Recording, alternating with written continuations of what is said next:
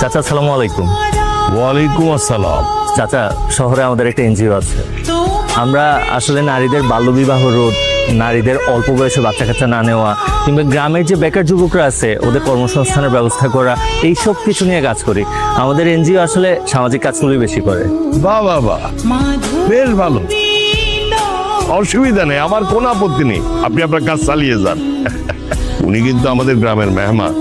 Bungalow বাড়িটা তো খালি আছে ওই যে বাগানের দিকে। চাচা, এক কাজ কর, ওখানে ওনার থাকার ব্যবস্থা কর, ঠিক আছে? আপনাকে অনেক ধন্যবাদ চাচা। ঈশান যা, ওনারা নিয়ে যা, যাও বাবা যাও।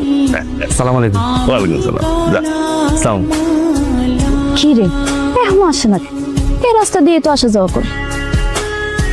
ওই আপা আইতাছে আইতাছে রে। আমি এই মেয়ে, আপনার সমস্যা কি? আপনি আবার গায়ের মতো এভাবে পানি ঢেলে দিলেন কেন?